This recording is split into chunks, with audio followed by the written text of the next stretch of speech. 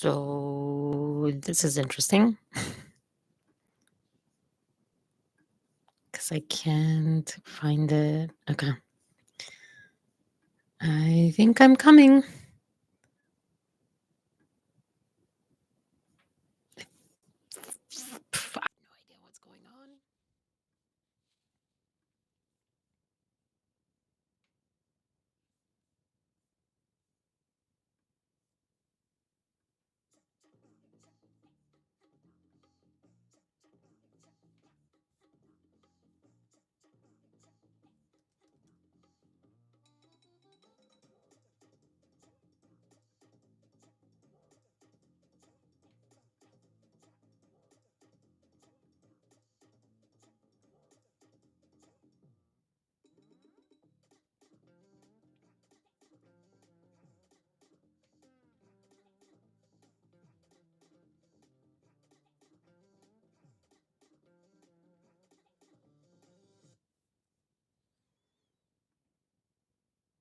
I think I've might have figured out. Sorry, I just took a shower, so my hair is crazy. I should have just kept the turban thing on.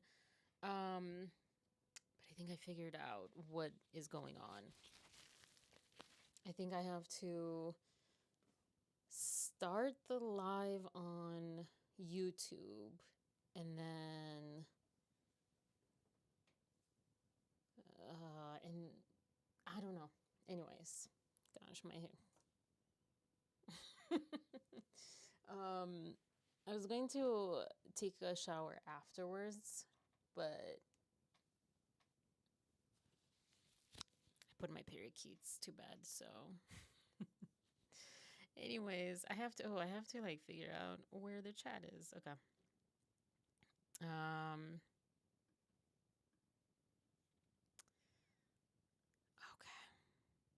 Here we go. I wanted to come on here like earlier than my time, but the like 9:15 time, but I kind of was a little slower on setting up the OBS stuff. And yeah. I have like a bunch of things open. I'm trying to have like two screens, my iPad and this, and we're going to see how it goes. But I have a lot of things that I have up now because I was trying to get on here. I haven't figured out how to do this perfect. I need a third screen. That's what I need, which is what people have. People have three screens when they do this or more. So, yeah. All right. So, I am going to start with some introduction notes, some random things here and there and everywhere, as hopefully someone will come on as people come in. And then if not, I won't mind um, doing, more tomorrow. Well, actually, tomorrow is my day off, Wednesdays, because I have class at night or in the evening. And so it's also like I'll just go into like the nighttime routine. But yeah, I think I'm going to do Monday, Tuesday, Thursday, and then maybe Friday as like I don't know. I liked last week on Friday. It was nice and chill, and I don't know. Maybe Fridays I can do like a how people have like member only or whatever. I can't have members. I'm not monetized. I can't have any of the cool things. But yeah, I might do like a non Bleak Lively, non Justin Baldoni special, not special, but like live that's just that's kind of off limits or just like off script. Like there's no script. It's just whatever. I don't know. But anyways, as far as the introduction, so I finished last night. Shouldn't have, but I did. I finished Emilia Perez and A Real Pain. And I had heard that Emilia Perez was getting not great reviews, and yet it was nominated. I'm like, what's new? But I don't know if the second half of it I can like attest to this, but the first half of this of the movie, I actually enjoyed, but I felt like if I hadn't been in a play written and directed and performed and put on by Hispanic conglomerate, is that conglomerate? Like group, like the person who wrote it was Hispanic, not necessarily from the same place, same country. That's why I'm using like Hispanic. The writer was Hispanic. The director was Hispanic. Actually, she was Mexican, um, or like Mexican American, and the performers were Hispanic, minus me, and the like theater company they formed under this like local theater company. I actually don't know how it works. Anyways, but it was all, and I wouldn't have understood and appreciated and enjoyed. I honestly wouldn't have. I would have thought kind of like what I was reading yesterday with the comments that people said um, about it, that it was like negative comments. Um, I probably would have felt like it was a pretentious movie, or like, made for Hollywood by Hollywood or whatever I read. Um, which I don't think it was made by Hollywood. It was Yves Saint Laurent, I think, was like, it was made by like a French director, and like the script too. I don't know, but anyways, it was not American by any means. I think Selena Gomez might have been the only American, well, and Zoe Saldana on the set or whatever. But I don't know. It had like, it was reminiscent to those plays that I participated in, or was part. The one that I was a part of was more realistic, but the last one that I was like assistant director, assistant thing, that one was very much in this kind of surrealist type of way. And yeah, also the music was really good. It was really good. I think there was like one or two, I think two songs that I didn't like. Um, it was like the one that Selena Gomez's character, Jessie, uh, in the bedroom. That one, I was like, I can't get with this. Is this a song? I can't. I don't know. And then I don't remember the other one. But anyways, and it also had Supreme by Robbie Williams, which is my favorite song. So that's you know, just a catch up on that. And then I was thinking of do I want to start with this? I don't think I want to start with this. I don't think I want to start with that. This might be like a short one, because a lot of these things are community driven conversations. I did watch the SAG.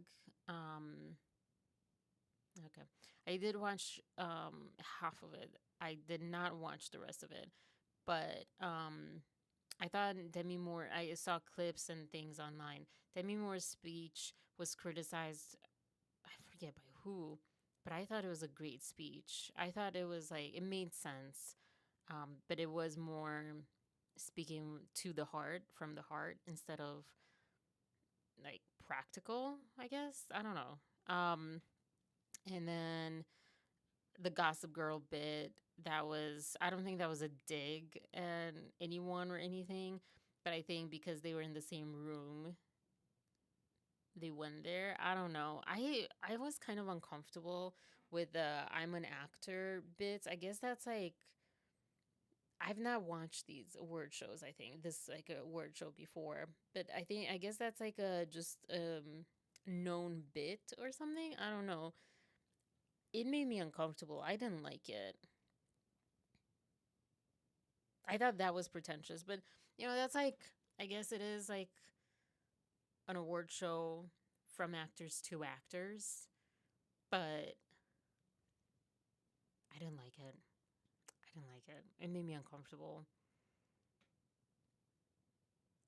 I didn't understand. I don't know. I didn't like it. I don't know. Anyways, and then I guess that's all. Why did I have? I had like a couple of other things under the SAG Awards. Maybe this is like a good like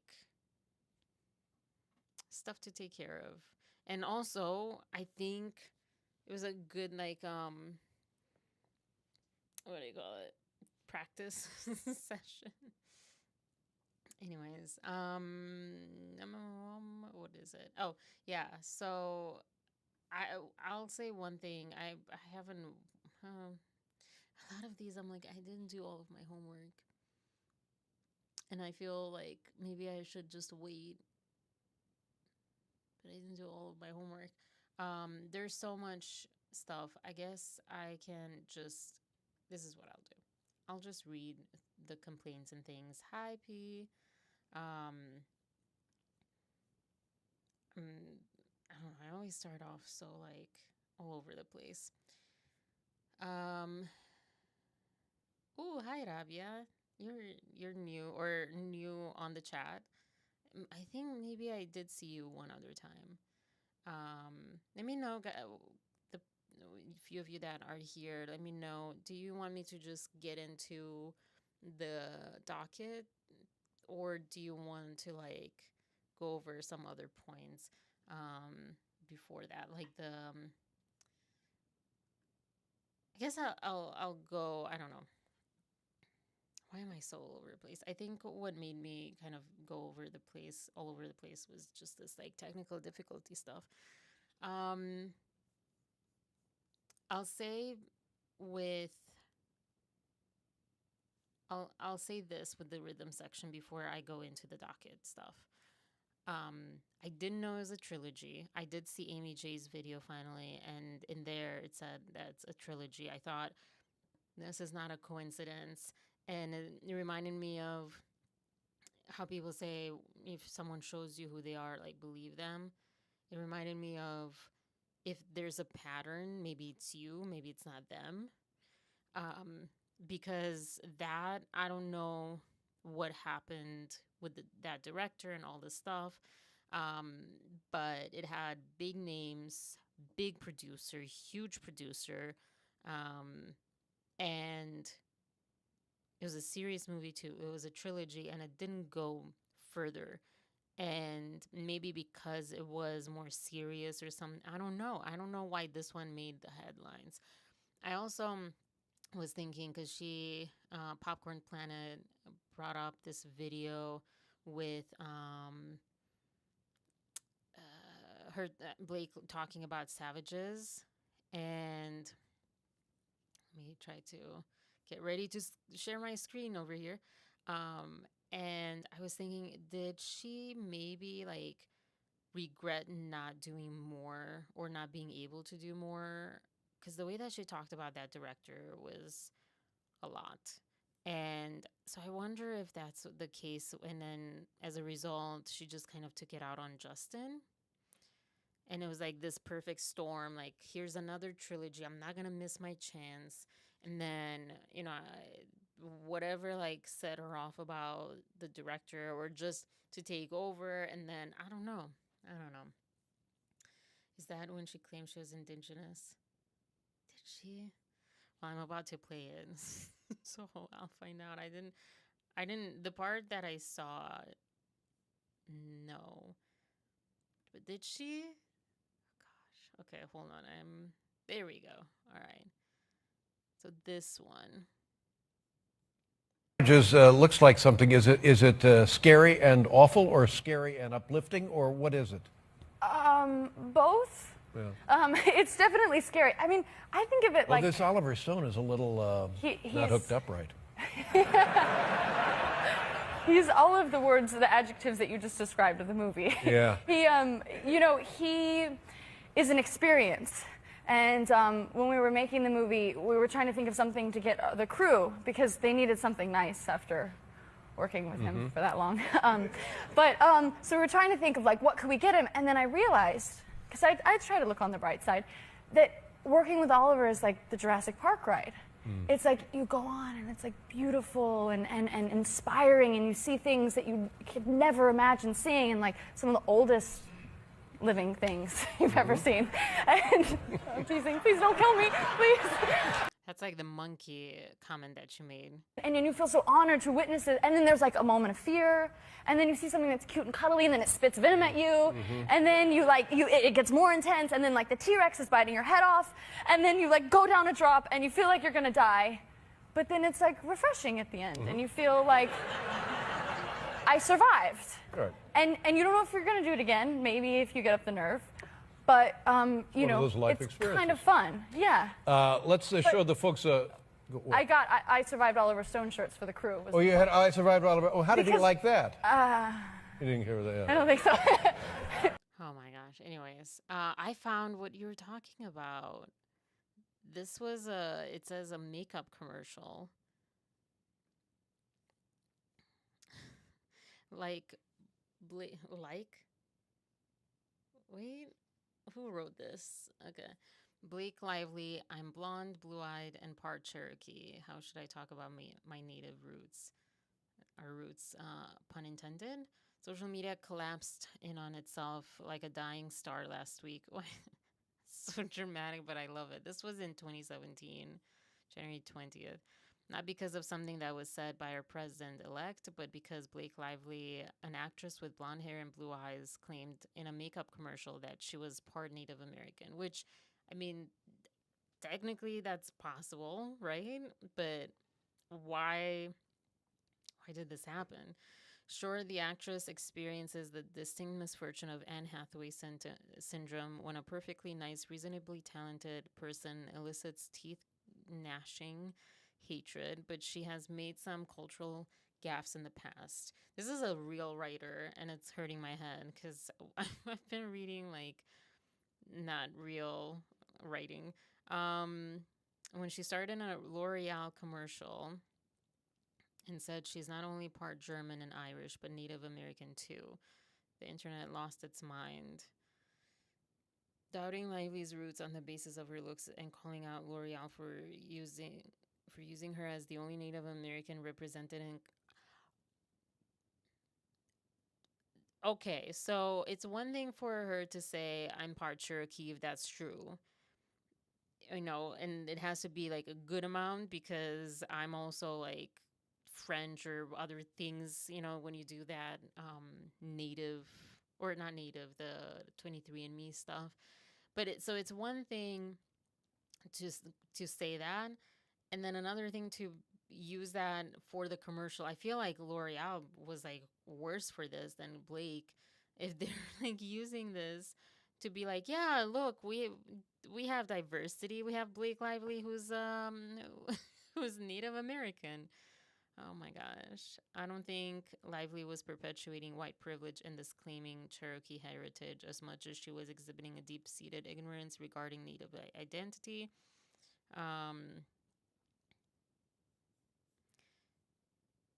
To me, this is, I mean, again, it depends on how it was, but if you want to claim Native blood and Native identity, I understand that it's not just something you can claim and wave around when it suits you. Yeah, that.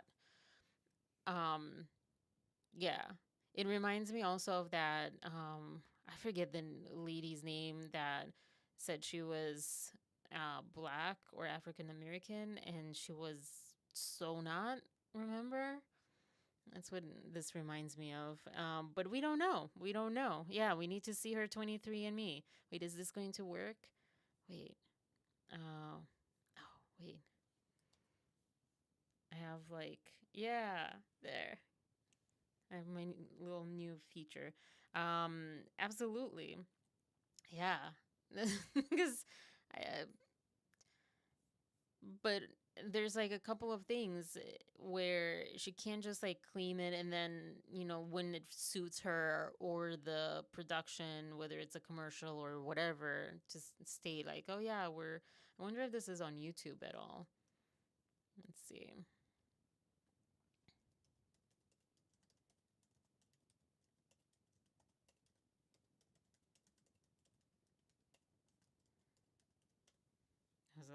long writing. I don't know. Is this it? Lively, and I'm from Southern California. I'm English, Irish, German, and Cherokee.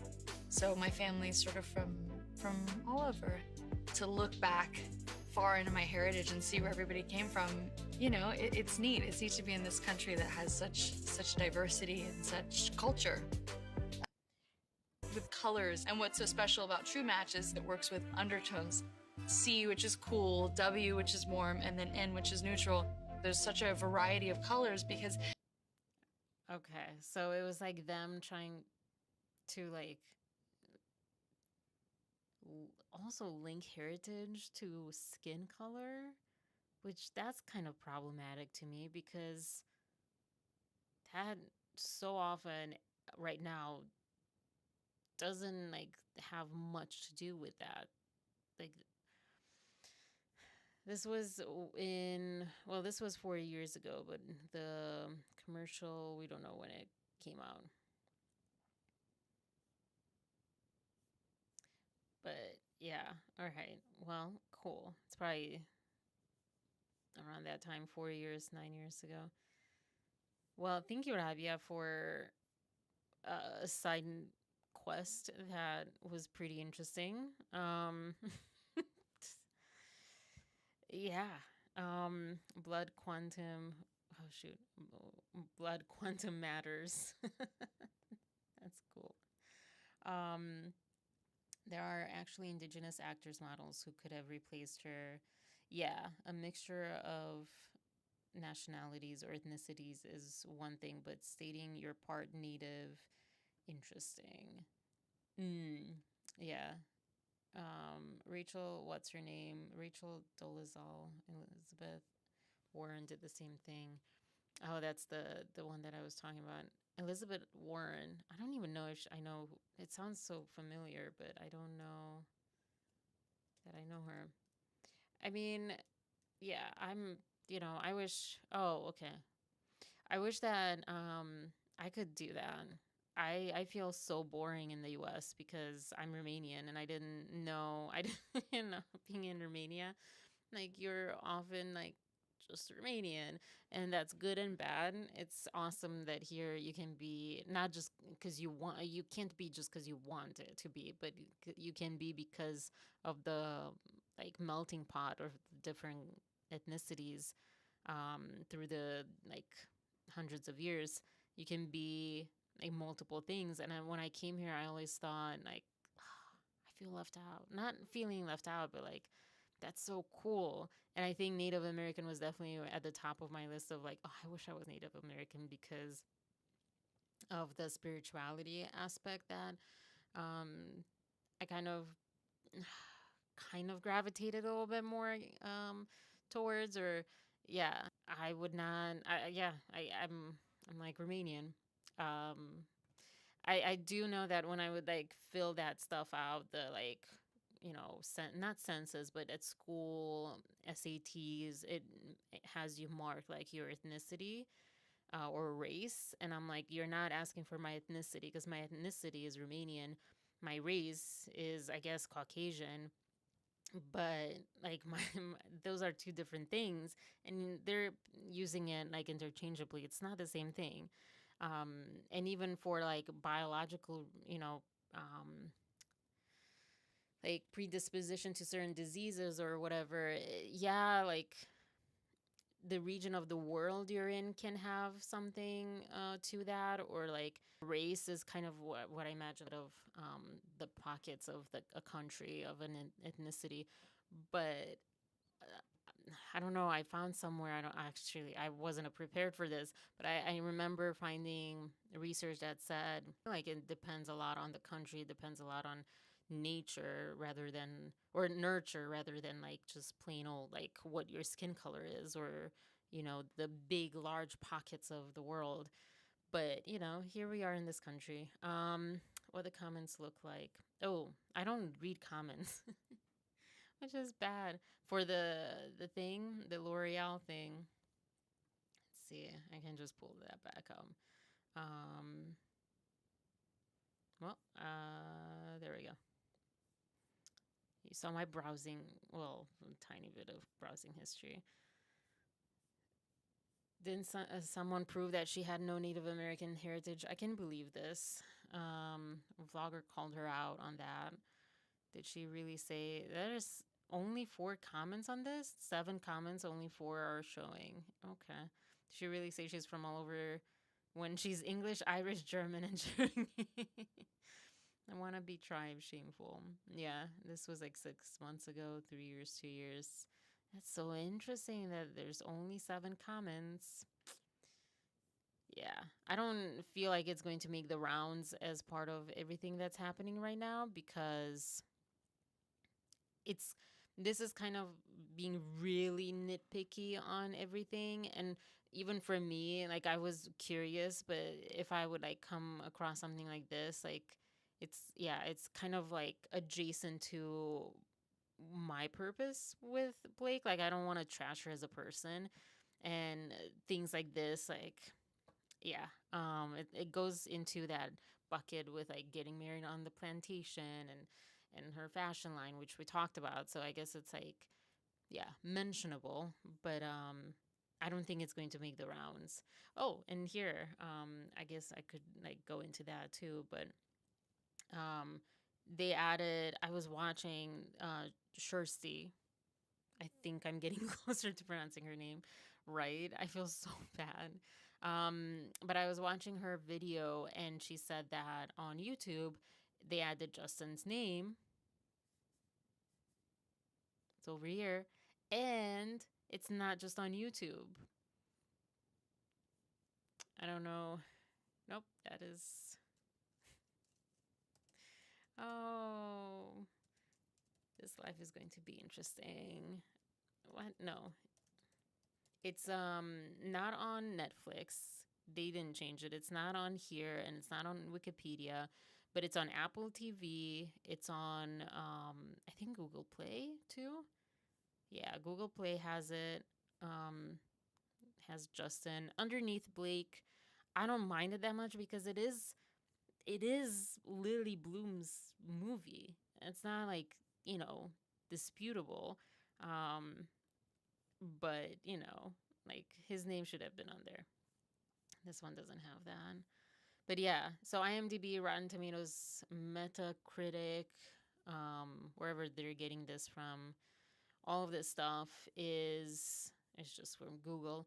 It's not updated, but the streaming services have updated it, so that's kind of cool.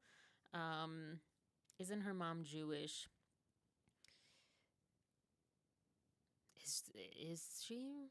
I don't know. There's like such a mystery around her like religion, and also when I was watching A Real Pain last night, I was like, I'm so confused as like, again, I feel sometimes like such a fish out of water in the US. And I know it's not just a US thing, but I'm so confused because I always thought Judaism, Jewish people were like Christians, like, or, Muslim, like the religion, not an ethnicity.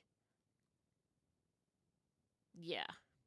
Um, and so I always like, I'm honestly, I'm just like super still like, I need to like do a deep dive for myself privately, like to understand, because it's such a different concept. Like, I just can't wrap my mind around that. So I think you mean like by ethnicity that she's Jewish. And I mean, yeah, there's like, I remembered because someone said, "Oh, is she Jehovah's Witness or whatever, or something Mormon, something like that?" And not Jehovah's Witness. I was listening to Taylor Swift, um, but Mormon, and people were like, just I don't know. I couldn't find anything really on her background. I don't know. She could be. Very problematic in my opinion too. See, sorry for throwing you off. Oh no, it's no problem. Welcomed. You didn't throw me off.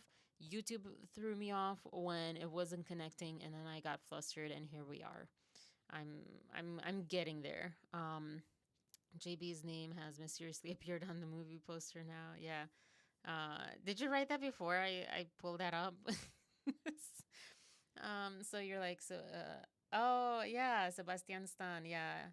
Sebastian Stan. I was just talking about him because I saw The Apprentice. I think Friday. Yeah, I have like a shorter video on Friday that I did on like the 3 movies that I had seen: Anora, The Apprentice, and then what was the other one that I saw? Sing Sing. And I was like, yeah, Romanian Pride. Because yeah, he's the first at least big Romanian in Hollywood. I don't know anyone else. Maybe my cousin who is kind of Romanian. More. I feel like mostly he was born in Germany, I think, and his mom is Turkish, and so I feel like I don't even know what he would like call himself, but yeah, I think he might make it. I don't know. I'm not sure if I'll make it, but yeah, he's pretty cool. Exactly. People conflate race, and also The Apprentice is to me a must watch, regardless of where you are in the political spectrum. Exactly. People conflate race, ethnicity, and nationality. I remind people that Hispanic um, and Latino aren't necessarily interchangeable. Oh, I didn't think of that. I didn't know that. For example, let me see how this shows up. Yeah, it's a little low. um, for example, Equatorial New Guineas are Hispanic, Spanish speaking, but they are in Latino geographic designation. Oh, now P, you might also know this, because you're talking about this pretty like like you understand pretty well. Brazil, what about them? Because I had met not too long ago a Brazilian person that said it was quite offensive to them that they were called Hispanic because they're not Hispanic and they're not Latino either.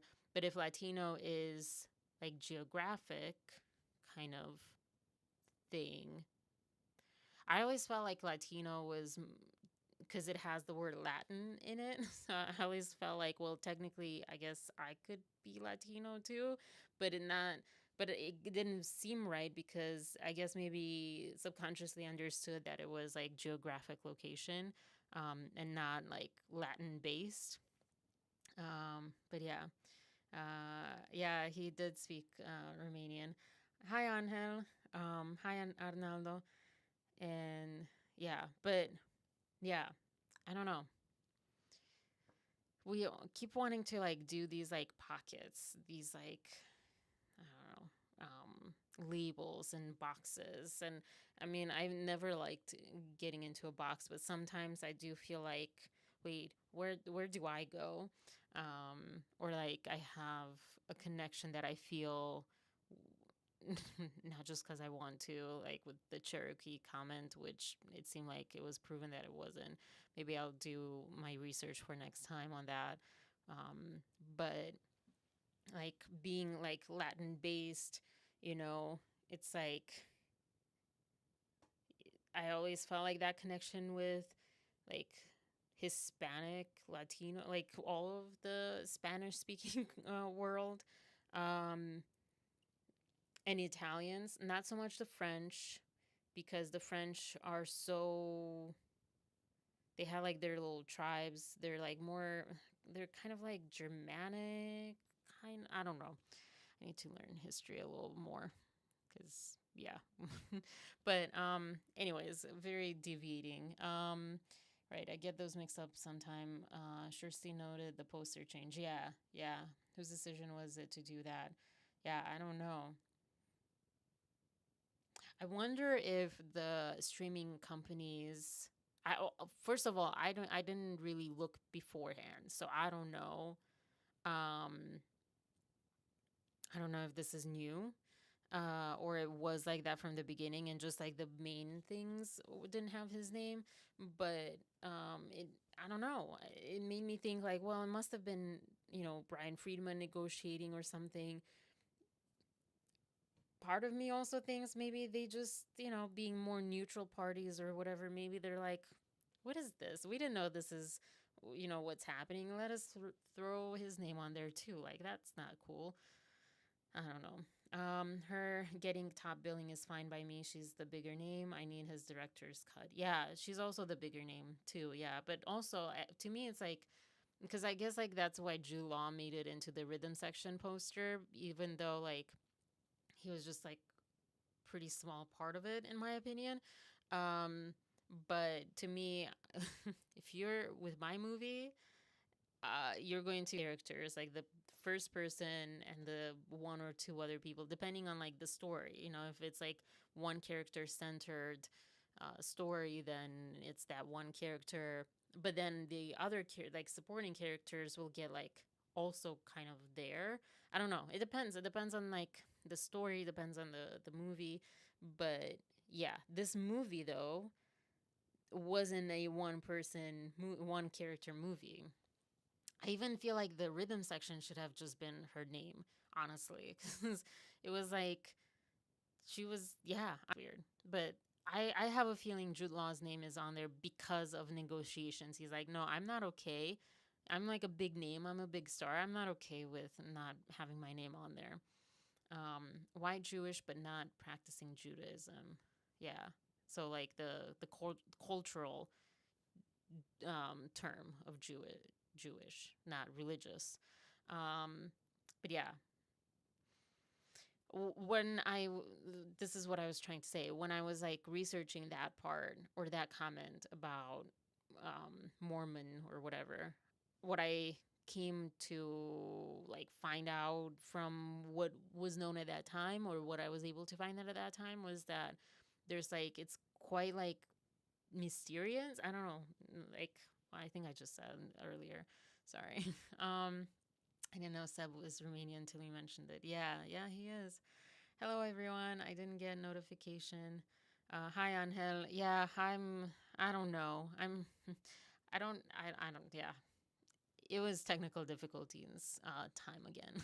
So, but I'm going to maybe like post it on my main channel, banner thing or whatever. I think I'm officially going to just be 9:15 or 9:30, the latest start, um, Monday, Tuesday, Thursday. And then anything else is like a bonus or, whatever. But those like just know Monday, Tuesday, Thursday, 9:15 p.m. Eastern US time. Okay. Hi, Arnaldo. Yes, I heard him speak Romanian. Brazil gets complicated, but they aren't Hispanics, but some people make them Latino. French, Italian are also Latin based romantic language. Yeah. Yeah. And I mean, I always feel like Brazilian Portuguese, especially, is very much like Moldovan to Romanian. Like the way that the sounds are, too, are so close.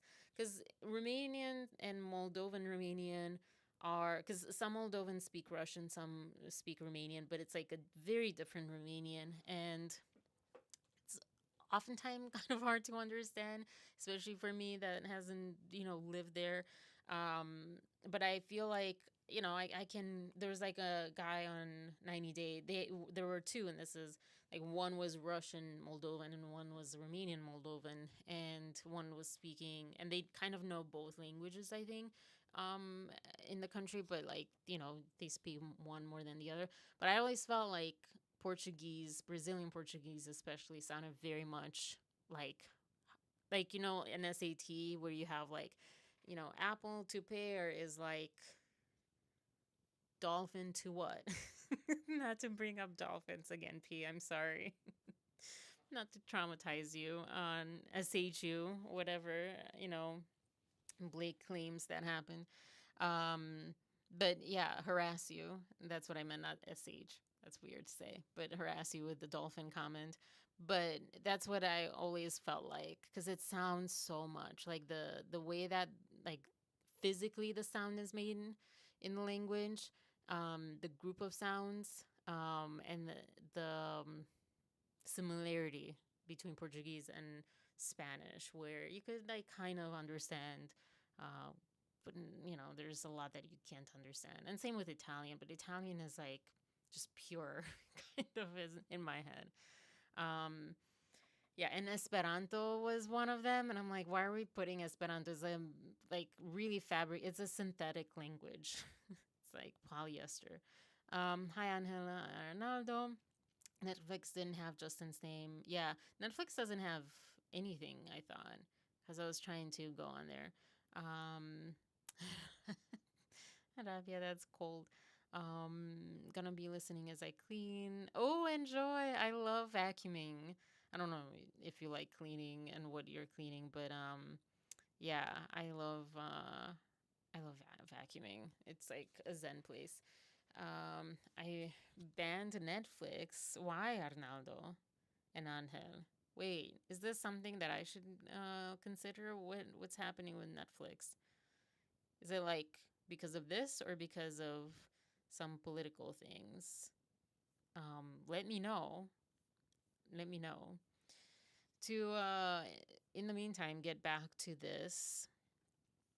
All right. And Arnaldo and Angel, I don't know if you caught the indigenous claim that Blake Lively made in a L'Oreal commercial that she's oh yeah, this is another Kjersti, that she's part Cherokee. So she's from all over the place. Hi Lex. What did I miss? I had to get away from blank news. Yeah, not much. You missed me being frazzled for the last half hour, pretty much. A little less than half hour, maybe. I don't know. But yeah, one of the things was the indigenous comment that she made, which Rabia pointed out or brought to the chat. And then, I don't know, guys, what else? I don't know. I just remember being like so flustered. I thought this was like so cruel, of like a, is it an ad? I guess sort of.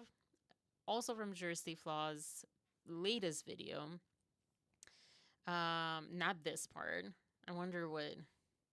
Okay, I'm gonna click. I'm curious what her favorite Christmas movie is. Of course, like it goes like on forever until it tells you, and then you miss it. Um, is it Love Actually? Yeah, Love. Okay, Travis Kelsey, if you're calling Love Actually torture, you have issues. Love Actually is one of the best movies, and you have no heart. Like, to call it torture. Like, you can say, oh, it's not my thing, but like, torture is a whole different ball game. Like, yeah, no. Okay, anyways. This article that talked about a Variety article where Blake Lively said that, oh boy. She didn't read this part, but the work I did as a producer was far more all consuming than anything I did playing Lily. I think this was like a red carpet interview, right? Because I remember, I think that I did see that. I just did it all. There's nothing I didn't touch on this film. Ah. Sorry, that gave me the visceral reaction. I couldn't. I'm, I'm trying to like express more freely and have less like filter, but ew. I don't know. It just like bothers me, the audacity that she comes with these like. It's not a problem. I don't care what gender you are. Like, to not have an issue with saying things like this when you weren't hired for things like this, that is a problem. Oh, gosh. It took my love, it took my passion, it took my time, it took my fortitude and dedication, and it took my sleep. Okay. Because of that, I've never had so much, her favorite word, authorship, in my life. I walk into this premiere with such pride for what we did. It sounds like what she did. Where is the we? She only spoke about herself. She rewrote the screenwriter's scripts or, screenplay. She redid the costume designer's costume design. She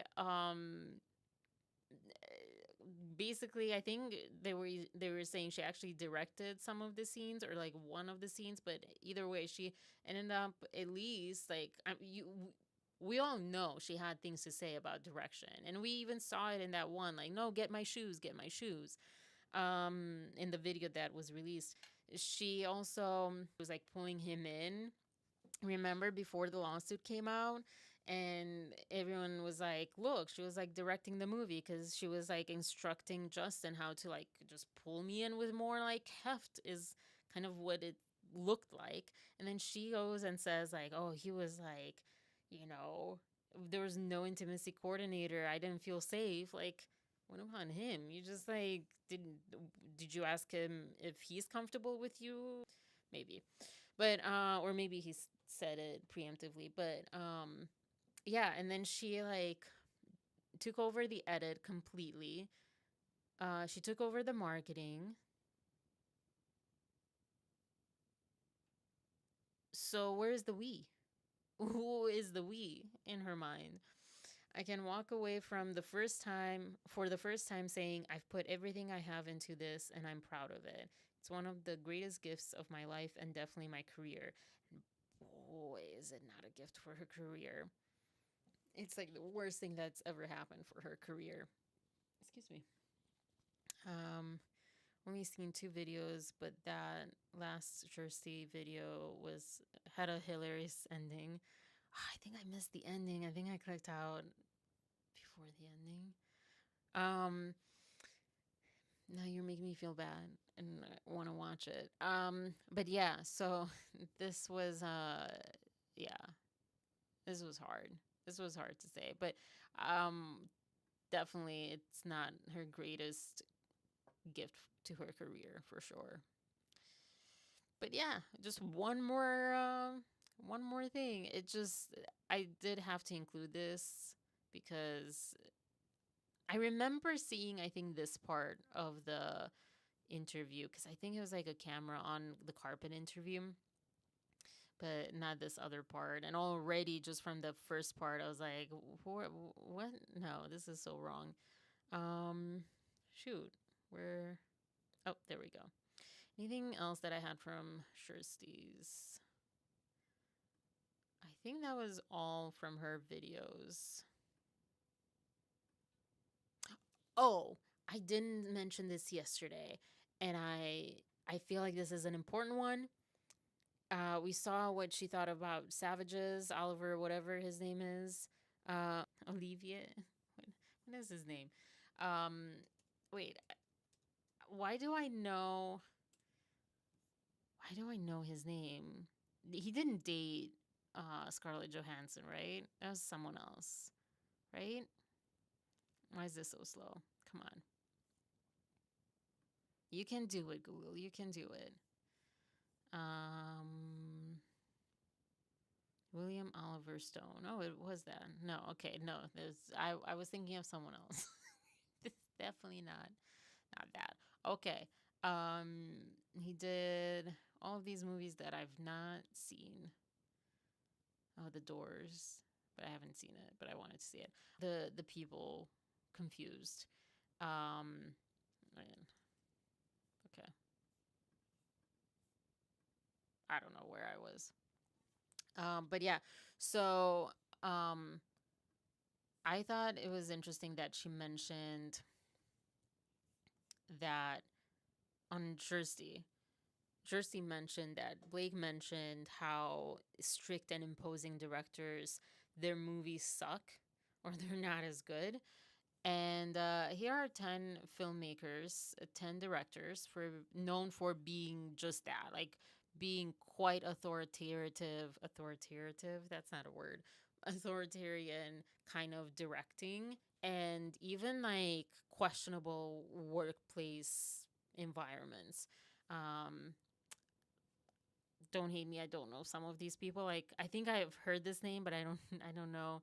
I don't know that much, but there were a couple that I know for sure. No, Francis Ford Coppola, I just saw like the Apocalypse Now kind of documentary or whatever, and that's crazy. Talk about rewriting the script. They were rewriting like he was, yeah, that was crazy. But anyways, um Alfred Hitchcock, I didn't know. And I don't know, it says that he was meticulous and rigorous planning and stuff, but I don't know. James Cameron, same thing, can be all that. But David Fincher is known. And I think the big one that's known for this is Stanley Kubrick. These people's movies aren't great because the reason I know their names, even though as an aspiring director, I should know directors' names, that is not the reason I know these people's names. The reason I know these people's names is because so many people talk about them. And Stanley Kubrick is one huge one. A Clockwork Orange, The Shining, 2001, right? That was like the Space Odyssey one or whatever. Like, these are like huge movies that are considered to be like amazing movies. And there's also, I remember, I don't know what class, but I remember talking about him and how, like, just, yeah, Blake wouldn't be able to be on these people's set, I imagine. And movies were great. I want to know that, that movie that I was, like, talking about yesterday. Adam Driver. Who directed that one? Marriage Story. Noah Baumbach. Yeah, because I don't know how he is in general. He looks okay. But, and then, yeah, you have like Woody Allen. I don't know if he's like strict or just crazy, but they were saying how they could not improvise at all. Like, they had to do everything as it was. Also regarded as a great movie and great acting and all this stuff. And they didn't speak about that as being like an awful thing too. It was like, this is just like, yeah, it was tough, but we made it work. The absolute gall of her. Yeah, gonna continue anger cleaning. This is like the best. I don't know if I can like be able to like provide too much anger for the anger cleaning, but yeah, happy to help. Only seen 2 videos, but the last Kjersti video had a. Oh, I just read that. Sorry. But yeah. Okay. Anyways, I had to include those because I completely forgot about it yesterday to include that. Talked about the rhythm section and how it's a trilogy, and I didn't know that. Sorry, you guys knew so much more, and I was like lagging behind with that knowledge. And the pattern of that is crazy. All right, so in the I didn't read the re-release of the Hollywood Reporter article, but I do have the new one to go over. And I highlighted it, so it's not like crazy and I'm not reading line for line. Because apparently, according to Kjersti as well, the Hollywood Reporter is like, oh no, you didn't, Blake. Gloves are off. I don't think the gloves are really that off from what I was reading. It was like pretty tame. But this is that. So, in the definitive in the definitive inside story of the drama that engulfed the production of It Ends With Us, the Hollywood Reporter reveals that Sony had only agreed to market and release the film, but as a battle for control between the two stars intensified, the studio was reluctantly forced to mediate the morass. Also, awesome writing, McClintock. This is the Sony CEO, Tony Vinciquerra, who apparently retired or something after this. I wonder if he retired because it was too much or there was pressure for him to retire. Because what he has to say about Blake is that, yeah, like, Blake's passion and commitment to advancing the conversation around DV is commendable. We love working with Blake and we want to do 12 more movies with her, said Vinciquera, who has since retired. So pressure, it doesn't sound like it to me, but who knows? Did he retire because he's like, I've had enough of this BS? Like, I just want to live my life, be happy. I don't know if he has like kids, grandkids, wife, husband, whatever, dogs, Cherokees. But he's probably like, I'm out of here. Like, this is too much for me. Or was he kind of more forced into it? I don't know how that would come about, but I imagine that not everyone at Sony, like Kjersti was saying, not everyone at Sony was like, oh, people have like their conscience and values and radars. So yeah. And then it's easy to surmise that the statement from Vinciquera came at the request of Lively, who was eager to stop the bleeding of her public image and virulent online comments and threats against her family and even acquaintances. And I highlighted this and I said this phrase because I don't see anyone in here like friends. Like, is acquaintances like Taylor Swift at this point? I don't know if this is like the uh, Hollywood reporter, saying that now, or if it was like said something back then. Because this is how it reads to me that Taylor Swift has been demoted or has demoted herself to acquaintance. Like, I was thinking earlier today that if this goes or doesn't go to trial, if it doesn't go to trial, there's a lot of hope for Taylor Swift to be like super okay, because already I feel like I don't mind her. I was listening to her music earlier, but that is irrelevant because I was going to listen to those songs anyways. But I feel like if it's not proven, whether because there's no trial or because there's no proof, because maybe she wasn't involved or the way that she was involved wasn't kind of like a sinister takeover plan or whatever, because there is the possibility, the more that I look in or read this stuff, the more I feel like Blake is the really the only one. I don't know, maybe we're just kind of making her the only one at fault here, but even like or to anyone else, yeah, like, was Taylor Swift not a victim of Blake? Because they were friends, they were so close, but the distortions that Blake had that Taylor couldn't, or no one else could have seen through unless they maybe know her and are also without distortions, and like, hey, I think you're distorted right now. I think you're like, I understand why you're seeing things this way, but I don't know that's the case or whatever. So it could be that. But if Taylor is able to prove that she wasn't that involved into the takedown, into the takeover, into and as knowledgeable about what was going on, or like, I don't know, there's a way for her to actually be completely fine with this. Because at first I definitely was like, please. Um, and now I'm like, oh, well, maybe she's, again, not a victim, but like, maybe she's not as guilty. And then for some reason, I tried everything when I print so I can highlight. When I print these articles, it cuts things off. So some of this will be cut off. But yeah, Sony declined to comment for the story. But it appeared to have little choice but to make Lively its priority, since she was vital to the film's marketing and release.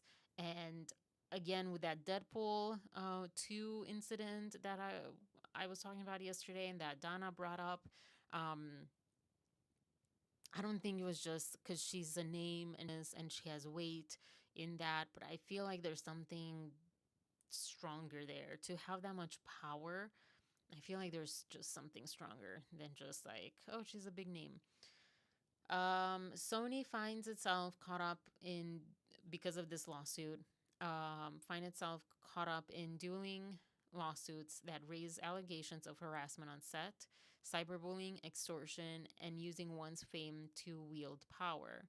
And they only sign up to co-finance and distribute the movie. This is kind of like the judge, like, why me, God? Why me? I'm not religious, so I don't know. No offense by using that, but that's the phrasing. Like, why me? Life. Why did you pick me to be part of this? Why? Or like, why was I not like in my right mind and could see this coming?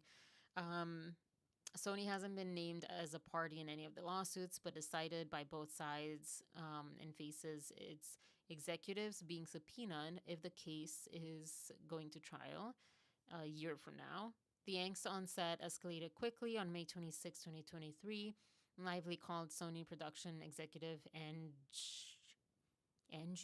I can't say Angie. Is it Angie? No one has confirmed that. I think everyone's just kind of going with whatever everyone's saying. But yeah, Janetti to law concerns over unwelcomed.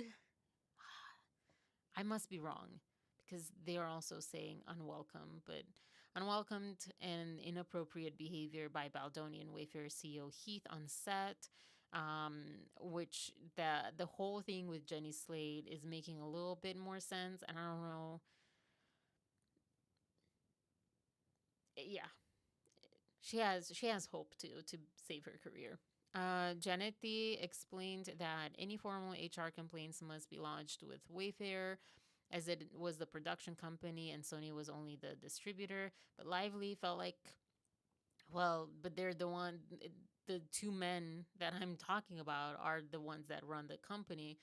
And then I put over here, SAG, like, you know?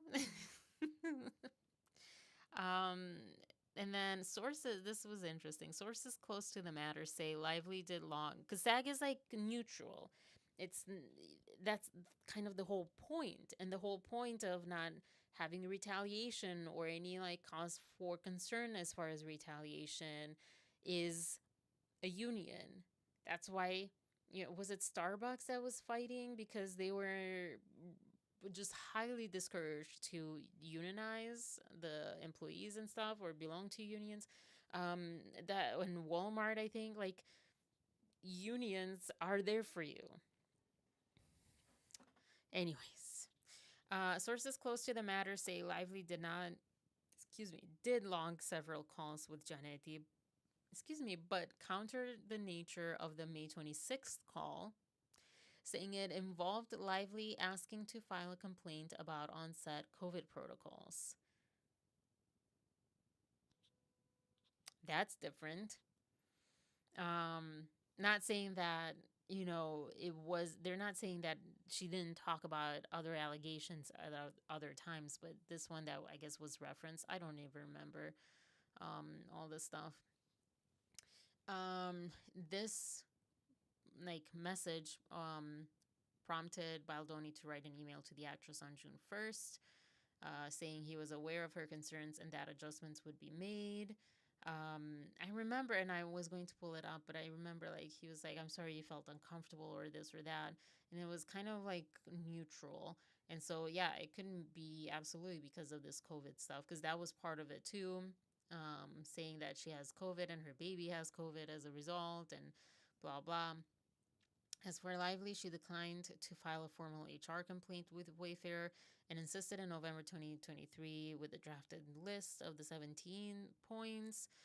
Sony's legal team advised Wayfair in an email to sign that list, but reminded that overall the tone of the response has to be part denying the underlying allegations, but doing so in a way that doesn't inflame or escalate further, since most of what's on the list Wayfair is acknowledging and addressing. So they were warned quite a lot. Everyone was warning each other quite a lot, and no one was like listening. And that can go either way. That can be read either way. That, like, they were not guilty of those, but. And then Todd Black comes into the picture. Janet T texted Lively on November 29th that so glad Todd is in it now and overseeing everything. And then he informed the filmmaker Baldoni in late February that Lively wanted time in the editing room for 2 days, where she went, but then she didn't show up the second day. She probably felt like, yeah, I mean, yeah, whatever. I don't want to speculate on that. We kind of all know, probably. She also had sign off rights on a scene involving the younger version of her character, Lily, played by Isabella Ferrer. And I highlighted that again just because, my weird theory. This is one of the theories that I have that are weird and probably not at all true. But to me, what this when I read this and when I read it originally, and I forget which lawsuit, it made me think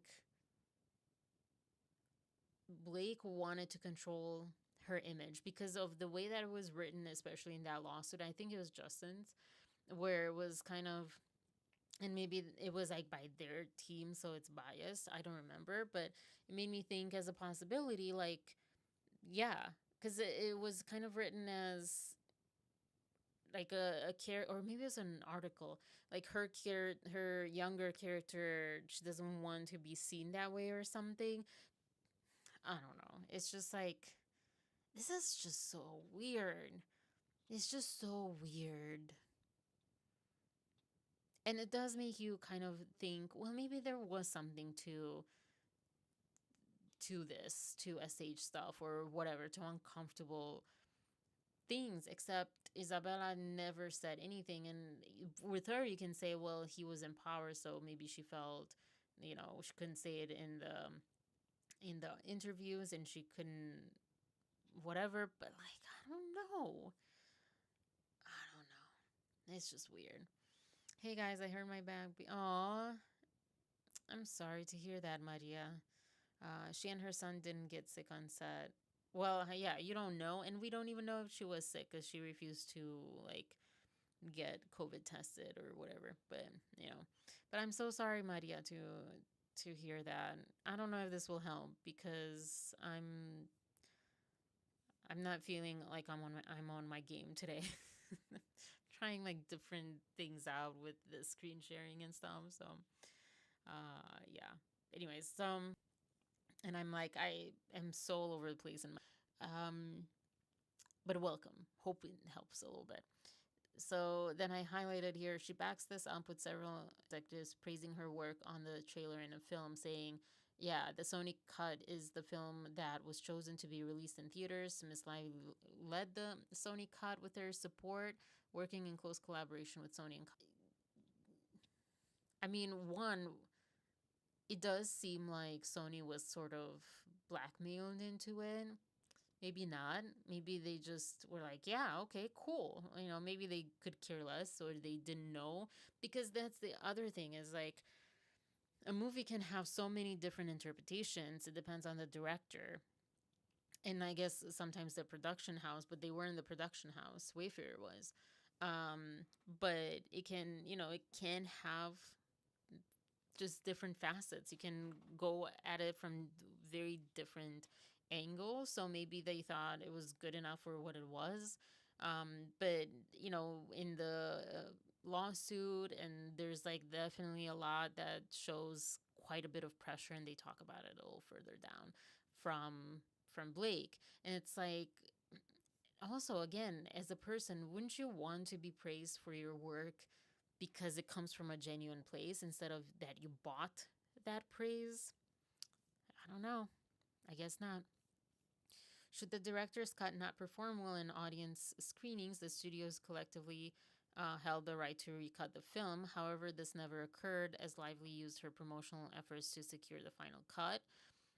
But then Wayfarer has final cut and runs the process. Sony is an investor and distributor, was also what Heath heard from the Sony executive at the same time. So A Sony marketing executive told Wayfair that Lively was refusing to sign off on a trailer unless Wayfair would exempt her from signing long overdue paperwork that would have rendered her threats to not promote the movie meaningless, because if she had signed her contract, she wouldn't be able to negotiate this. So I feel like this is because I think this article brings this up again.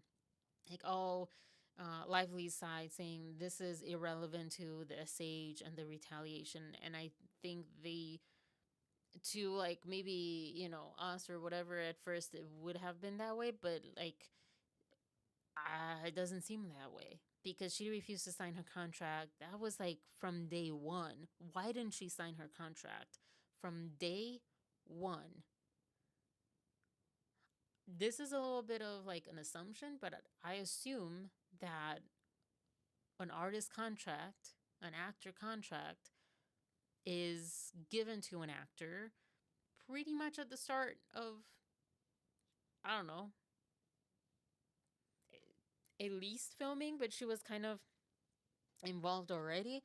But I think before filming, because, I signed as an extra, but you have no rights as an extra. You literally do exactly what needs to be done, legally. And Blake Lively, you don't need to do things legally.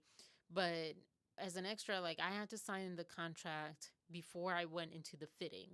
Literally. They're like, fill this out and then you can go in. Or was it right after? I don't know. I forget, one or the other. But basically, like, if I hadn't done that, I wouldn't be able to like step on set whenever I would have to be. I wouldn't even have a call time. So this is just kind of definitely highlighting that she was planning something from day one, and it wasn't like, oh well, I felt uncomfortable, and I saw this and I saw that, and before I knew it, I was doing everything, and before you knew it, I was like involved on all of this movie, and then I was like too invested in this, and I had to like cut the movie or whatever. Or the alternative story, like, oh, because workplace conditions were like bad and unsafe for like women, and I like took over.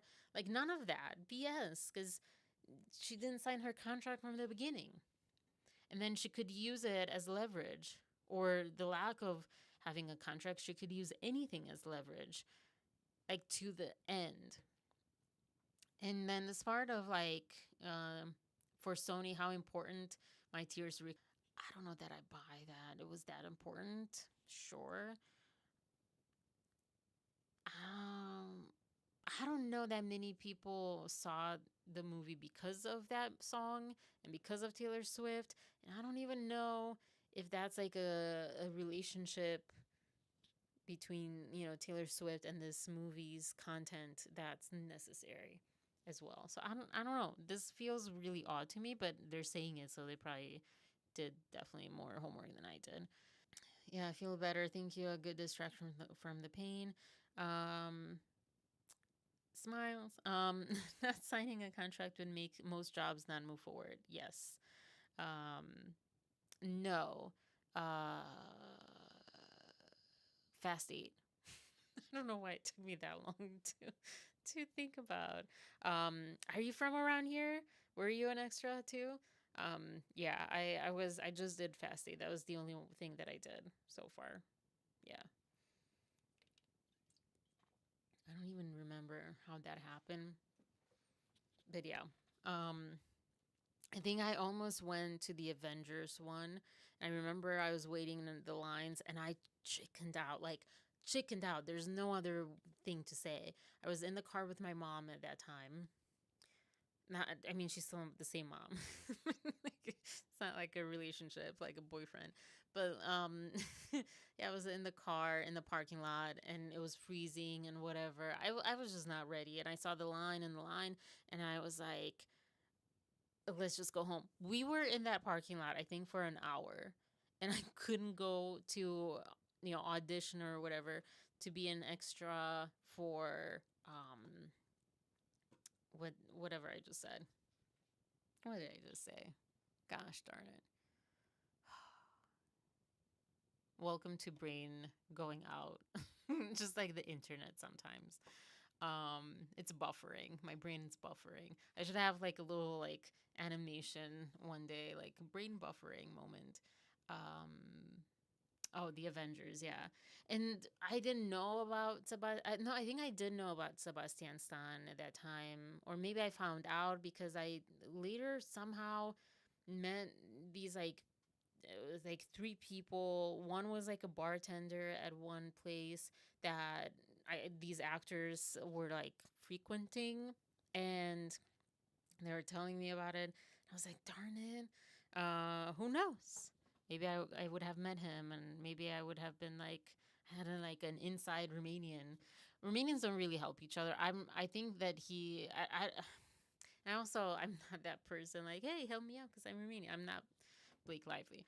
But like in my fantasies, it's nice to fantasize about like, Romanian network, but there's no Romanian network.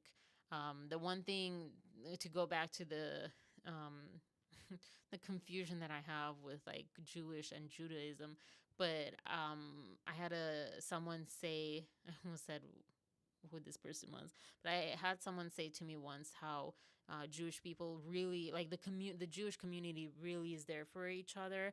I feel the same with like Baha'i. Um, as controversial and potentially very crazy it is, like Scientology, like these different cultural pockets. Nigerians, I think too. I don't know. He was like spitting a bunch of different things out there, but Romanians are not that. And by we, I don't mean me, but I heard some really bad stories for people that come here, Romanians that come here into the Romanian community here, and are basically like, you need to suffer like I suffered.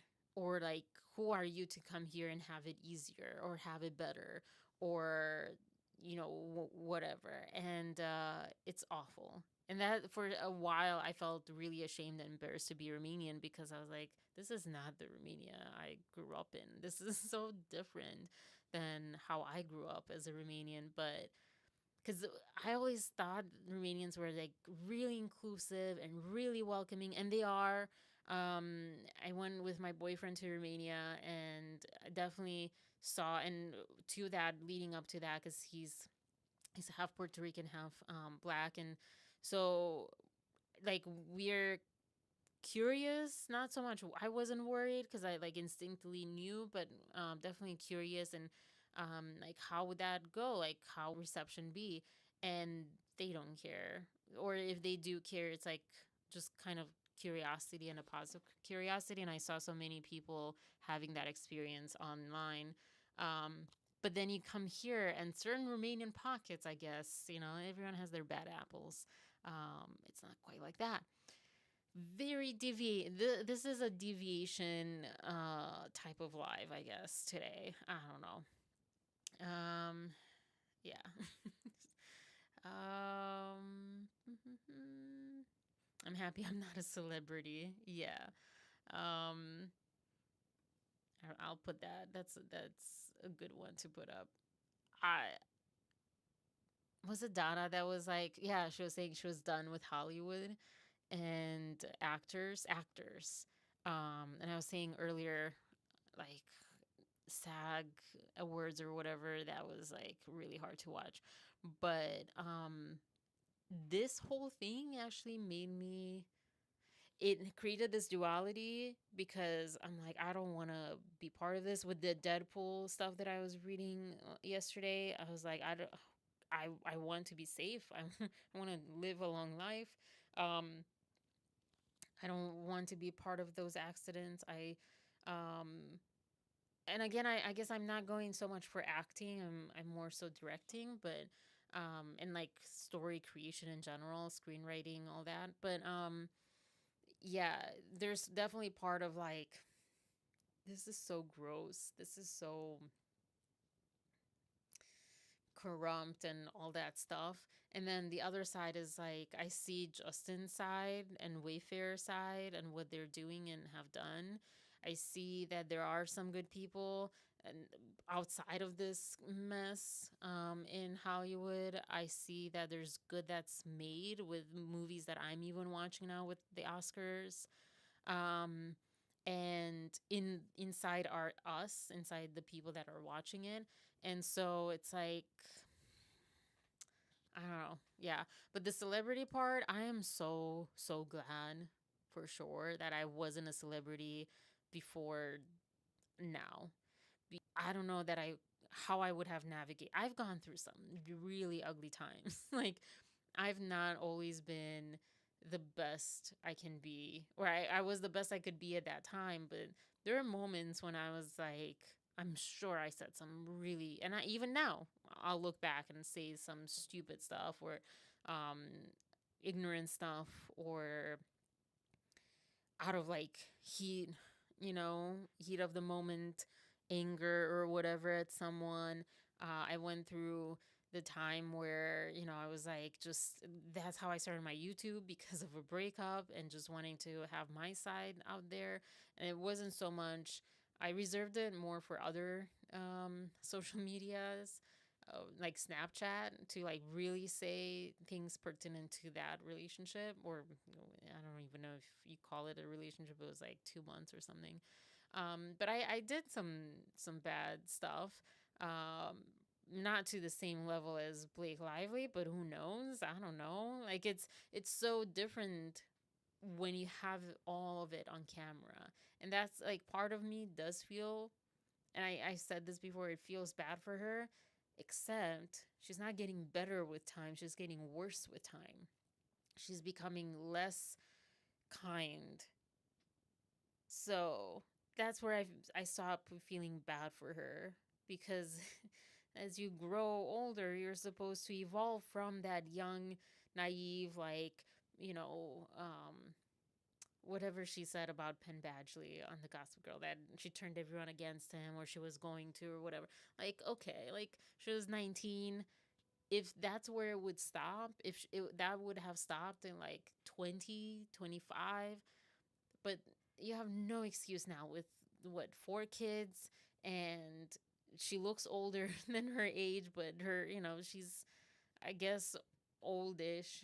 She's 37 or something. Like, oldish enough to know and do better, not worse. So maybe this is a wake up call. Maybe this is like going to be, I don't know, in the end, good for her. I was a student when they filmed Captain America. So, oh, did you see them? That's cool. I was working downtown at that time, and I saw like the the cars going one way and then reversing and then going one way and reversing like a bunch of times. And that was my first I guess like experience with being on set without being on set. I mean, I was kind of literally just watching the set, and I was like, wow, that is, I was just impressed that they could like go and reverse without like, swerving any way, like just very straight, just this, like they were on tracks, but they weren't. It's crazy. Also saw even crazier, Fast and the Furious. I felt so cheated by Fast and the Furious because they added all these special effects, these like virtual effects where um, what we saw with our own eyes, I felt like, because we saw like the cut, they had a cut at the end to show us like what they filmed. They kind of put a compilation together. I'm like, that's so cool. And then I see it in the movie theater. I'm like, this is, they added fake stuff to it and it took away from like the amazing stunts that were performed. Like just crazy stuff with cars that I didn't think that was possible. Like driving in reverse, literally at speed. Like I'm not saying like, I don't, maybe they were 25 per hour, I don't know, but they were like driving fast backwards. It was just crazy. Yeah, and like, yeah. So if you ever have the chance to go for those kind of movies, just to watch, even, I would highly recommend it. Did they say when she ended up signing the contract? No, I don't think she ever did. I mean, why? There's nothing about signing the contract anywhere. And I believe that Justin Side would have said that, or she would have said that, like, "Hey, no, I did sign the contract at this time or whatever," but nothing. I might be wrong. I'm not like, super at this, but as far as I've seen from the from everyone that's talked, from articles, from things that I've read, no. Probably not until Sony agreed to use her cut. Yeah, not even then, Maria. I don't like that mindset. You suffer because we suffered. Yeah, I did. Yeah, I saw from a distance, but nothing clear. Yeah, you're further because I'm guessing I know where you went to school, and you were further out. Or for yeah, but yeah, that's cool. That's still cool. That's still cool. But I did, but it wasn't in downtown. Um, okay. Anyway, so to finish this, yeah, Lively asked Sony to. Oh, so this part. So a Sony exec wrote Lively that he hadn't seen that sort of response since working on a hit Marvel film years earlier. A source close to the matter says about Book Bonanza's reaction. Although we don't know what was shown at Book Bonanza, and there were a number of things that went into that psychologically. They were told they were getting a sneak peek and that they had to fight for this a sneak peek. And so, like, they were already like, ooh. They were also already, ooh, because they were fans of this book. And then they were seeing it on screen with that mindset. I'm not very surprised that the response was so positive and excited. I imagine it was like so pumped up. And also, they didn't see the whole movie. So it was like quite a controlled environment. And I don't know. I don't know that I would like really go with this. However, having said that, I kind of hate to say it, but kind of don't hate to say it. I just don't. I don't want you guys to hate me. Um, it might not be that bad. Like, again, it depends on what you're going with, the mindset that you're going in to see it, and what your expectations are, and if you've read the book or haven't, um, your experience, how far, how connected you are to this experience of DV, and how far displaced you are from it. Was it something that happened recently or further out, or like how you processed it? And like, if you haven't had that experience, like, um, how you see this movie also depends on like so many factors. So I don't know. But to equate it to a Marvel film, that seems odd. This was at best a romance movie. I don't know if I can even say it. I don't even know how to characterize it because I don't think it was a DV movie. Although I think last night I watched a little bit more. It's like, okay, I can sort of see a little bit, more objectively maybe now, but it wasn't that bad. But yeah, it wasn't romance, it wasn't TV kind of serious either, But it's a weird comparison to Marvel. And I don't even get the Marvel, no offense, because you're just talking about Captain America Civil War, and it sounds like you're a fan, because you know about Sebastian. But like, I don't get, it's okay, it's cool, but I don't get why it's so big. I don't get why it's so big. I don't know. Anyways, Lively asked Sony to have Wayfair submit. So this just continued to submit letters to the PGA explaining all the work she had done. She was at the time listed as an executive producer, and she wanted the producer credit, and the PGA mark. Lively instructed Sony to tell Wayfair and Baldoni that any goodwill left between us is done if the letters weren't sent.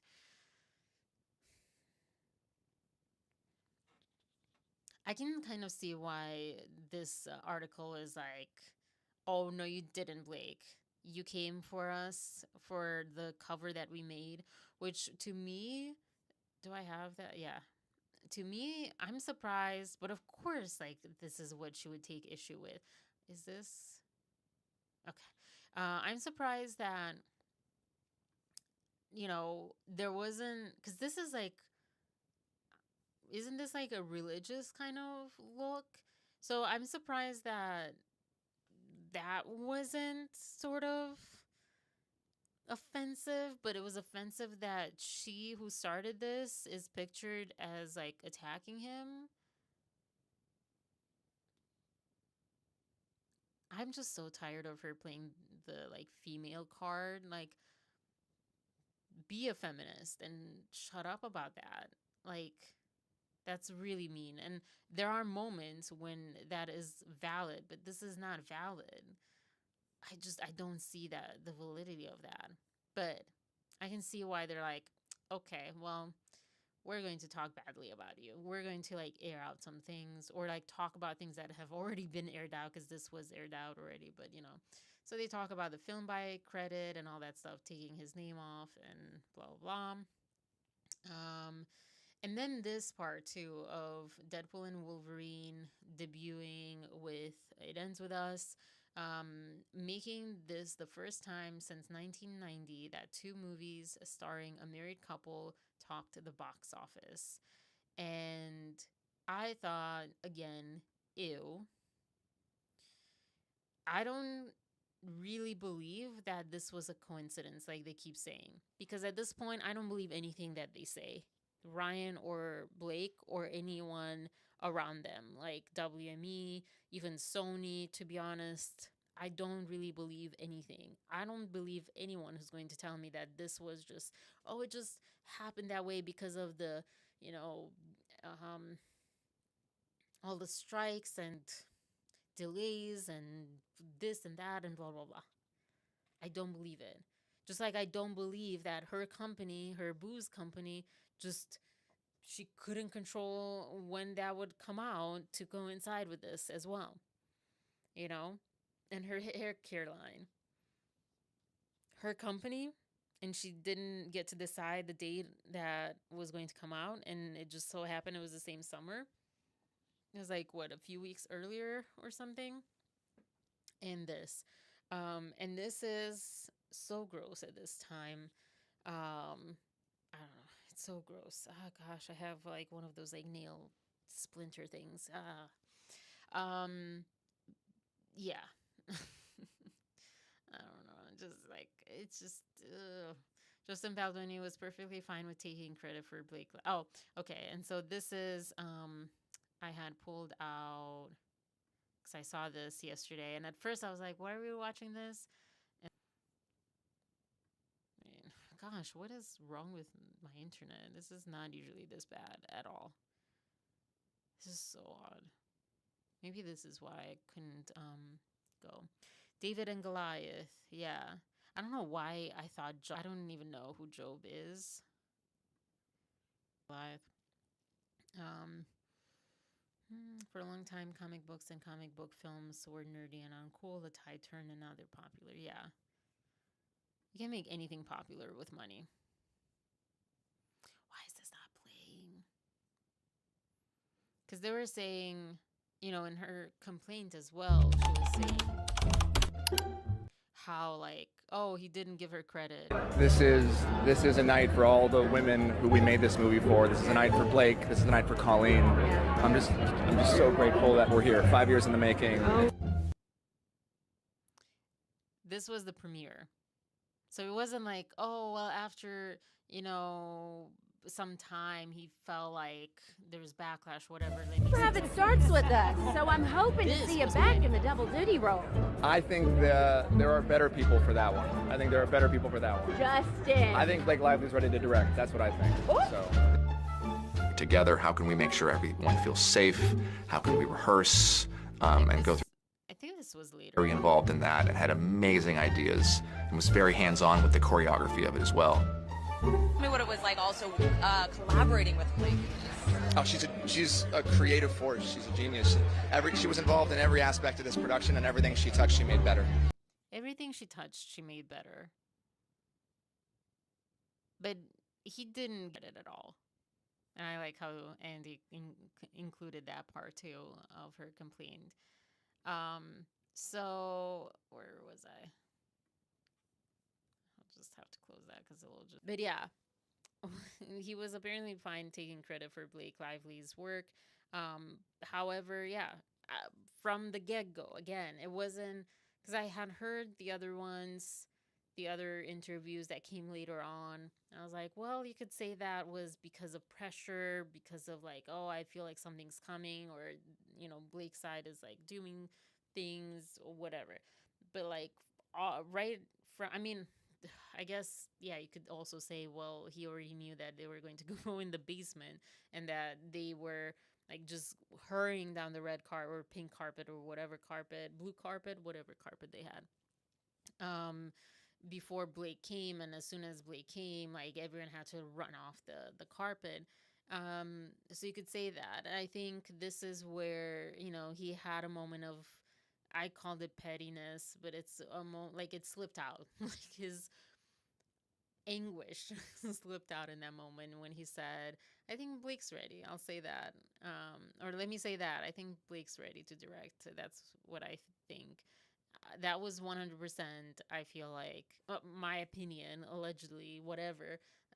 What I saw was him passive aggressively saying that. And in a way that's like, after all we know, like that's nothing. That's so understandable. That's actually really nice to say. But yeah. And I think his wife was like right next to him during that. She's probably like, oh my gosh, you were too nice. He understood the dynamic of not bad mouthing your coworkers. Yeah. Hollywood 101, I feel like. Anywhere 101. At least not, you know, while the movie's happening. You can do that later, you know, you can, but she was with Savages, at, you know, same thing. But you can do that later, and it was a nightmare to work on or whatever. But not in that moment. And you can even name people, you know, most people don't name people, they just kind of give like a general story. But like, fine, name people if that's what you want, whatever. Also allow them to defend themselves is a big important one. But yeah, not like this. Yeah, that's how it should be. Yeah. It will go down in infamy how Sony, in what it thought would be its last act of playing broker, told Baldoni that Team Lively wouldn't allow him the premiere. Settlement before Lively arrived, it was hardly a fun message for Sony to relay. This is interesting because they're kind of, you know, gifting Sony like, hey, you know, don't hate Sony, guys. Like Sony was doing its best to like be in between these two people. And really when it's like in between these two people, it was really Blake. Because from what we've seen, like Justin kind of renounced anything that he could renounce. He was just kind of floating in the wind, going with the, you know, not the lazy river, water rapids or whatever, but, you know, so Sony was just like, I think, caught between. And then Baldoni was asked by a journalist if he would consider directing the book, and then he said that Lively would be best suited. I like that. I highlighted this. They did edit this article out, and they included at 11 a.m. A previous version of this story incorrectly stated that Wayfair signed a list of 30 demands in order for Lively to return to set. They only agreed to sign a list of 17. The Hollywood Reporter regrets the error. I think this is actually so cute. I don't know why I find this like just endearing and cute. Like as if it was like a Furby or something. Because it's like, I don't know. You know, because they criticized for, you know, the technical glitches or whatever for the other article. And then February 25th, today at 1:50 p.m., updated with additional details about May 25 call between Lively and Sony. Was it in May 26th? I think they wherever it was. Anyways, so this was that article. And this was the other article. What else? Yes, he kept it professional. How do we know the names of the ADs she got fired? No. Who covered? Oh, shoot. Was it Andy? I didn't put this on because we talked about that already. Or was it Zach Peter? Someone just today I saw online talking about this with like, it was an article somewhere. Shoot, I don't know. Again, I just, but this pops up. That's the only one that has been confirmed to be the, whatever his name, Brian or whatever the composer was. Yeah, that was hard. But the ADs, no. I had kind of went on an IMDb sort of dive at quite a few lives ago. And I didn't know because there were some like uncredited. What is this? Andor. I've never even heard of that. Okay, so that's like, that should be interesting. There's a podcast episode? Wait, what? What is this podcast episode? Cover to credits. IMDb? What is this? All right, anyways, but we won the movie. I I might suggest, no, that's like, because you can suggest to have like changes made to IMDb. Where did it go? Sorry, this is what I'm saying. I'm struggling today. Okay.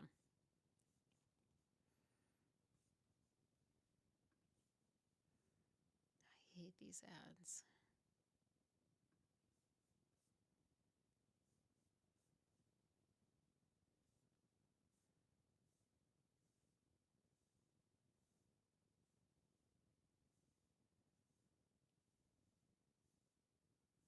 I should have just look at all the people that I just looked at. Wait, did I skip it? Yeah, there you go. Well, this is the second unit, director, assistant director. But yeah, there was somewhere I saw,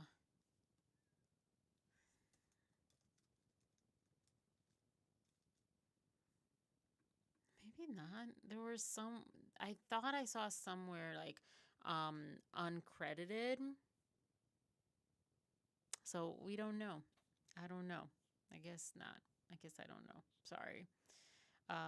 Todd Black was the Sony executive that was either hired by Blake in November meeting, or the video that I had seen online on Instagram from, was it Good Morning in America or Morning in America?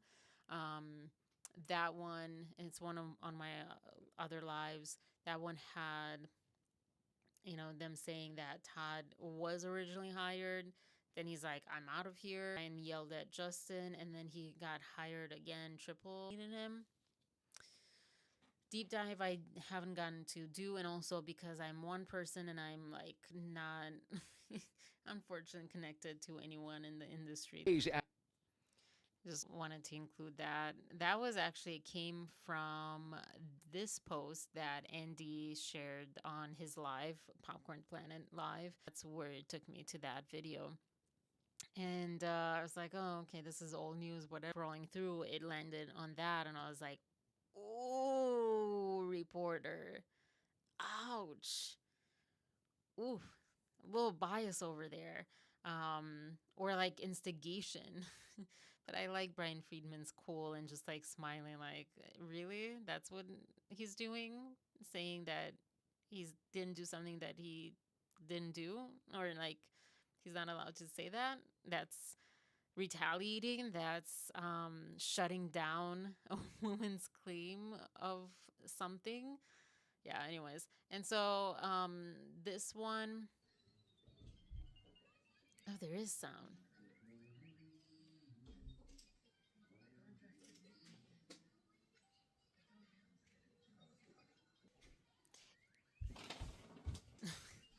What is this person? Oh, little kids. Anyways,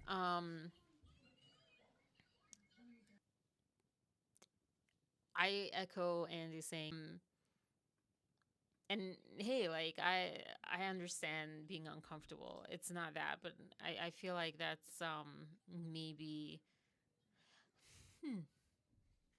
I'm sure someone can start the rumor that's why she wanted to talk, because she liked Justin that much that she wanted to recreate the scene. That's a huge stretch, and we saw that she was uncomfortable. She wasn't very happy in that scene. Um, some argue because she didn't get her way. Some argue because she was just uncomfortable with him. Blah blah blah.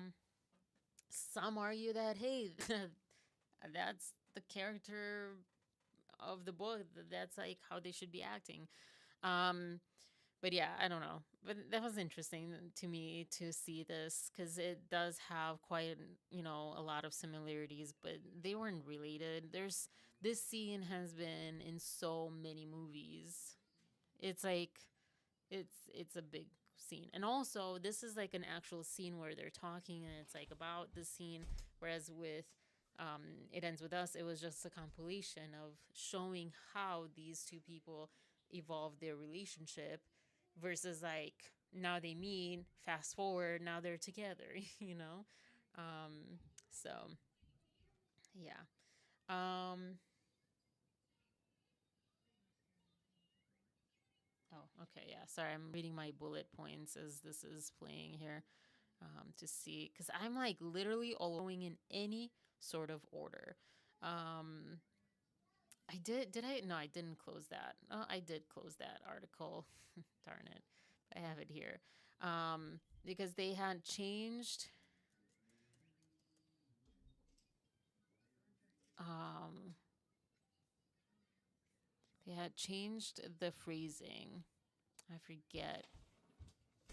Concern, I think, was the word that they, yeah, Sony became aware of Slate's concerns and informed Wayfair about them. Um oh, sorry. Stupid connection. Not sure what's happening with today's, yeah, I don't know what's happening with today's live and all the stuff. And I saw Donna also had some technical difficulties. Maybe there's too many of us living and things. I don't know. Sony became aware of Slate's concerns and informed Wayfair about them. And Zach Peter, I haven't gotten into his for some reason. I just, those shows that everyone likes, that you're just some for some reason you don't get into it, and then just randomly years later, like, oh my gosh, this is the best show. I think it's going to be something like that. I feel like there's just too many people. I've not been even able to like keep up with the people that I've already been watching talk about all of this. But yeah, he was on Popcorn Planet Live on Andy's show, and talking, they were both kind of coming to the opinion that this, basically the way that it's phrased, is basically kind of insinuating that Sony became aware of these concerns through Blake. Yeah. And it kind of, I feel like, yeah, it makes sense, because Jenny Slate, she, was for Blake when it all came out, and then she just like disappeared. But maybe she's disappearing just, until they try to, publicly get all the backlash. I don't know if she feels like, oh, or whatever. But yeah. And then cover that. There's this little interview. Ooh, getting close. It's 11. Think your taxes are simple? You could file for free with I like how for TurboTax, I think you file for free if you've never filed with us before. I'm like, thanks. As far as customer loyalty, screw you too. Like, why would I want to return to you? What we're doing. Yeah, what are we doing? Hey. So, Us. as your How do you- parents. yeah. Yeah. Hi, I'm Brandon Sklar. I play This is like so funny. Have you guys watched this? I just kind of came across it just randomly. I thought it was cute how they were like really close. Difference between Blake and her, and also between Blake and Brendan. It's not quite the same. Yeah. Because, like, if you could say something to your younger self, that'd be pretty cool. Like, what would you warn yourself, your older self, with fashion? You two. I would warn myself on, like, caring too much about trends. I'm sorry, I like side. Wait, what's the and question? they talk to us, and we get advice from each other. Yeah, because, like, if you could say something to your younger self, that'd be pretty cool. Like, what would you warn yourself, your older self, with fashion? You two. I would warn myself on, like, caring too much about trends. I'm sorry, I like side parts. No, that's I'm not sorry, you. Isabella. I can't get over the side part. I have a cowlick. But this is what I'm saying. I can't do a side part. What I would say to my younger self is, unless the belt is holding up your pants, don't put it on. Yeah. I don't know why I felt like, and sorry if I'm out again. It's telling me that I have, I don't know, unstable connection or whatever. Damn with Thor. I don't know. I'm so mean, but it's a catchy nickname. I don't find it as mean now that I know that they had worked, or I don't know, again, if he worked with Blake or with Ryan, somehow they had worked before. So now I don't feel as bad about him as I felt before. But yeah, I don't know why I felt like Isabella's like, I would don't tell my younger self, don't worry about fashion, pretty much. And Blake Lively's like, I guess she kind of said the same thing, but I don't understand why like the fashion part was like a warning.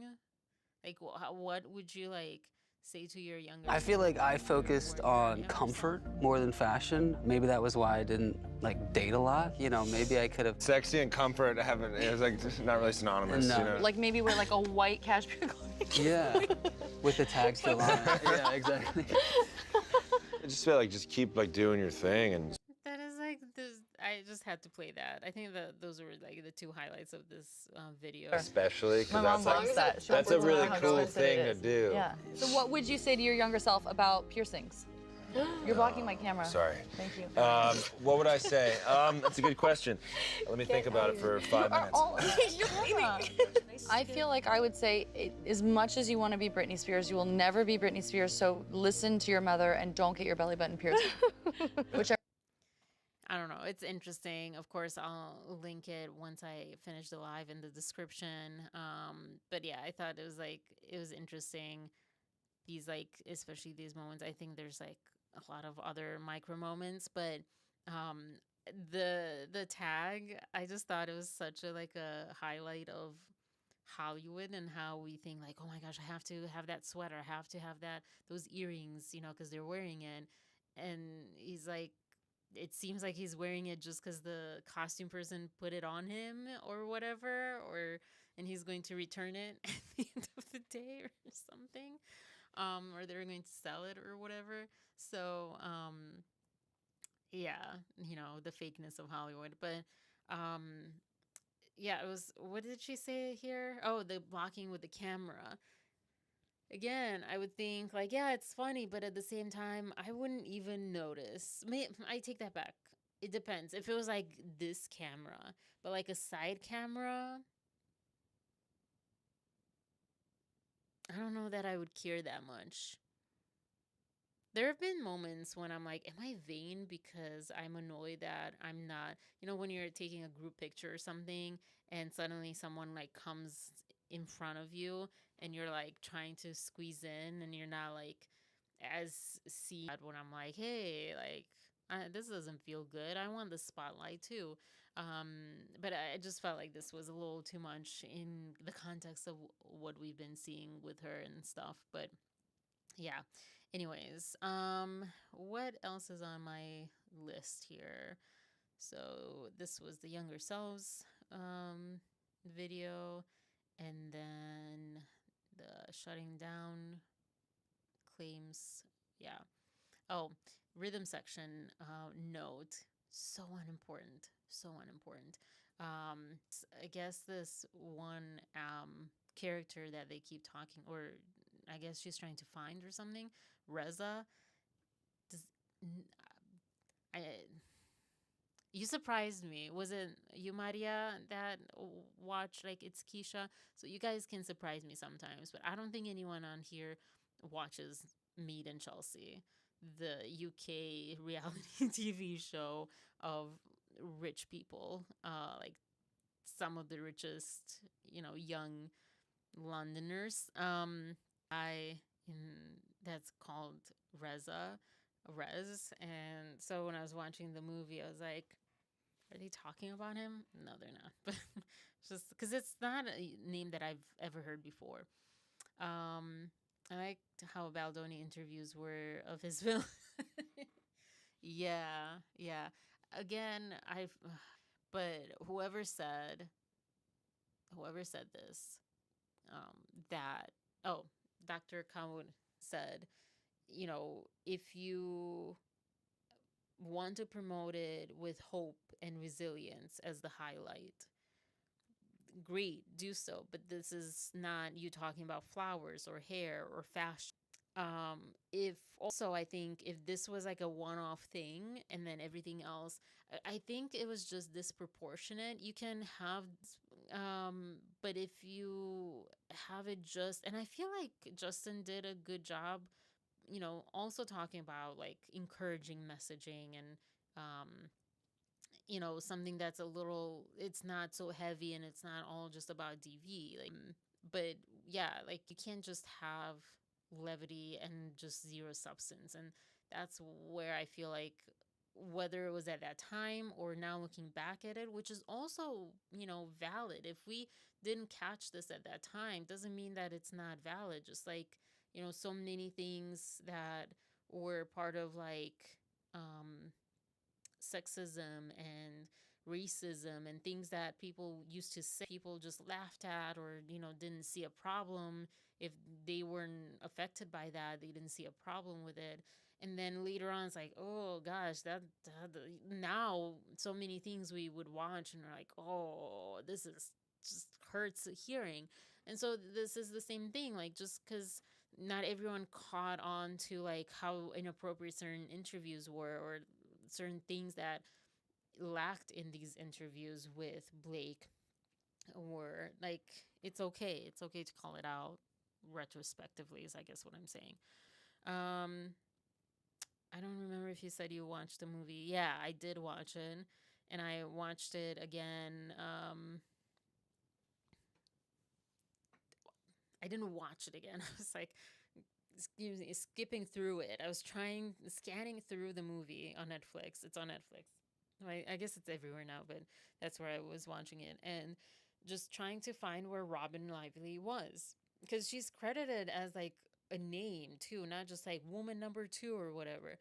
I could not find it. If you guys know, they probably cut that scene out. I don't know. I could not find where she is, which is why I didn't even know she was in the movie, Blake's sister. So yeah, I did watch it. And I also was saying earlier, like this second time around, just I guess watching more clips, there's some things that I didn't catch the first time that were like harder to watch, and felt like, oh, that wasn't a good move, a good like, and it was more so like that bar or the party scene where I felt like her acting wasn't truthful of the imaginary circumstance that she was in that moment. It wasn't fine tuned enough. But some other parts, like recollecting the memory, remembering like the instances of DV, I felt like that was like better shown in the movie and edited the second time that I was watching it than I felt the first time. Things like that. I don't know. Maybe I'll have to watch it. I think someone else in our chat, one of you guys or some other chat was saying like, or some other YouTuber. This was like weeks ago, saying that once this all kind of got our minds, like to watch it and see how we see it. It'll always be like in the back of our minds, but I am curious to see it with more distance. Why couldn't she do what he wanted and then do what she wanted? You know, like, hey, can we take this, next take? I want to try something else. But yeah, I'm buffering.